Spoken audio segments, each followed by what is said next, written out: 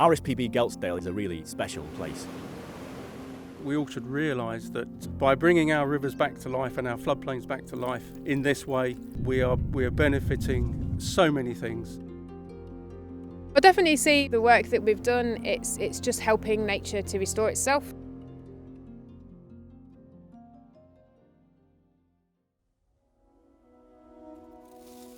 It's quite a large reserve. It's based around the northernmost summit of the North Pennnines, and it's home to significant numbers of nationally and internationally declining bird and plant species. Geltsdale 30 years ago was fairly typical of large chunks of the North Pennnines.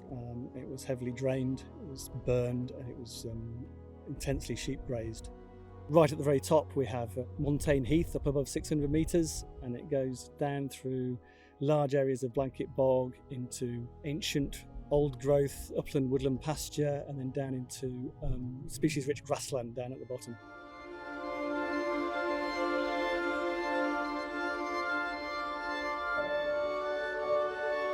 So at Geltsdale we've been doing quite a lot of habitat works. Most of my work is involved with the peatland with higher ground. Peatlands are incredibly important. They hold vast quantities of carbon, so they can actually remove carbon directly from the atmosphere. A lot of the work we've been doing is to try and restore the blanket bog. Our aim is to make sure that we hold that water on the hills for as long as possible. The more sphagnum there is, the more water it will hold. Sphagnum can hold 20 to 25 times its own weight in water, and it creates anaerobic conditions, which mean that when a lot of the plant dies, it doesn't decompose, it just gets compressed more and more and more until it becomes peat. And all of the carbon material that was in that organic material is locked away in the peat.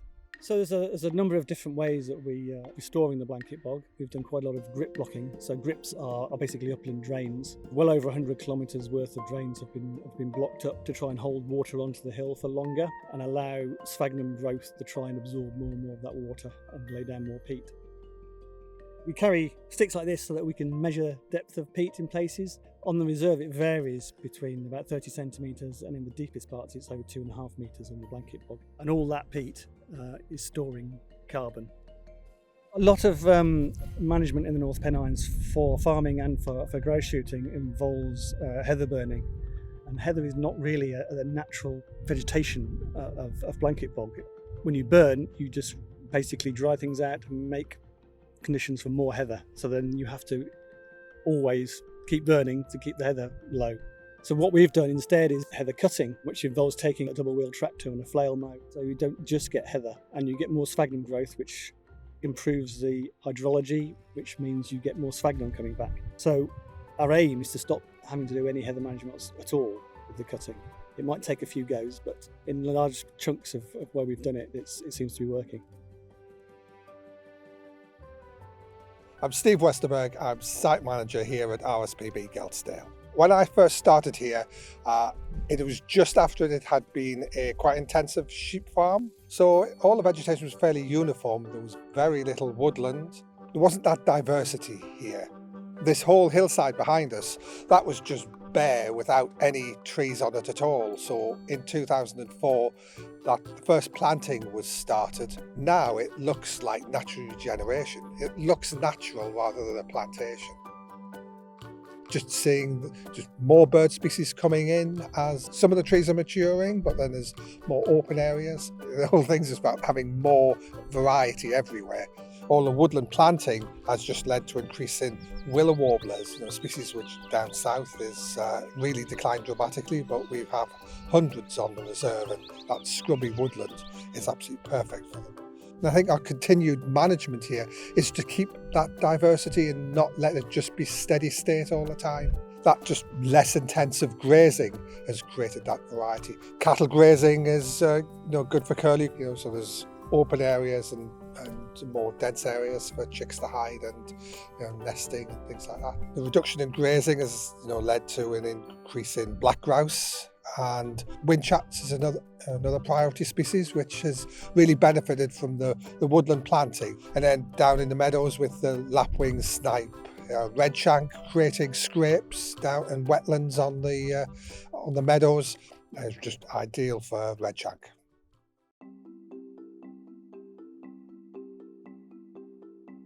What I love about Geltsdale has changed over the years. So I spend so much time upon the fell. So you become part of the fell. It really gets under your skin in this place. So I definitely see like the work that we've done. It's just helping nature to restore itself. So we've kind of just allowed it to do that. Howgill Beck had been artificially straightened, so the earliest map I found was 1791 and it was dead straight then. But the fact that the beck, that is a very prominent part of the reserve, was just dead straight, and this water that was being stored up on the tops and then slowly seeping through, but then as soon as it hit the meadow was going as fast as it could to the tarn. We could do so much more with the water.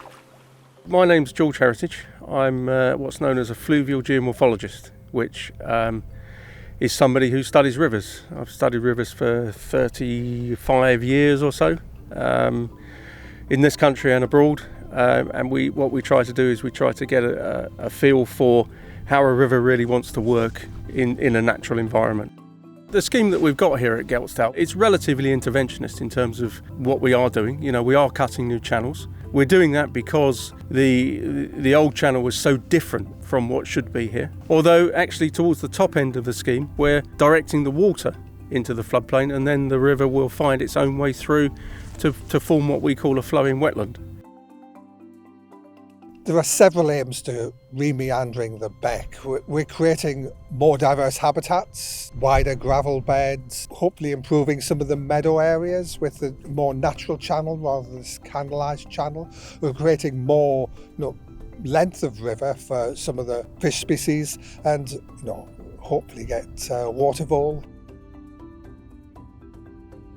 This dynamism and the creation of what is hectares of functional wetland is really important in terms of climate change. Now, it's important because wetlands are in fact much better at capturing carbon than woodlands, and we're planting lots of woodlands across the country, but we're not doing anywhere near enough in terms of wetland creation and river restoration. It's making just the whole area just more resilient. But it's also about creating more habitat. It's land where we'll see changes in vegetation would indicate the ground becoming wetter, but it's just making that area just better for feeding waders, especially that can probe into the soil more. So it makes sort of that food more available really. Walking through here, so in the meadow you can see your redshank and hear drumming snipe, and we've heard some of those today, and hear that call of the curlew. Gravels are starting to be deposited, so we've got better spawning areas for fish. We've had more kingfisher records since we've done the beck than we ever have.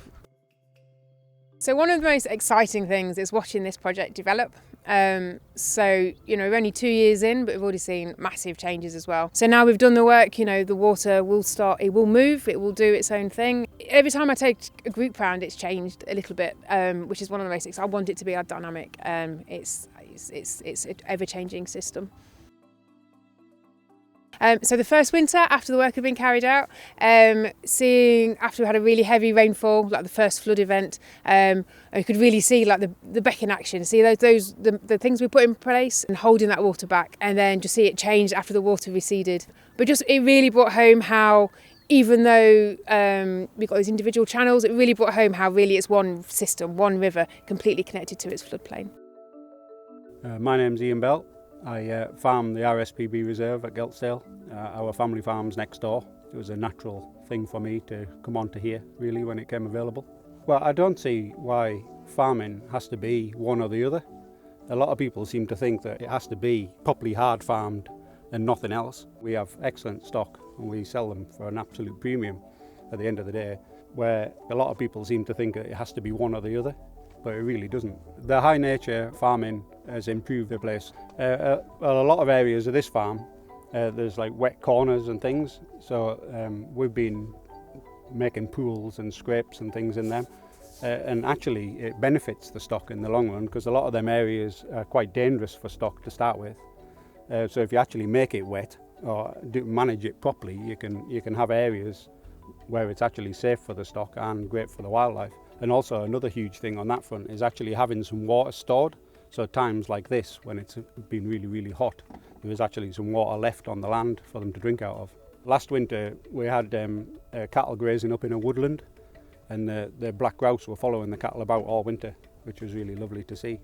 And then a lot of the scrapes and ponds, like the extra wildlife that's there, is just incredible now compared to what it was. The curlew, they're lovely to see when you're going about. I mean, sometimes some of the flocks of lapwing are just astounding.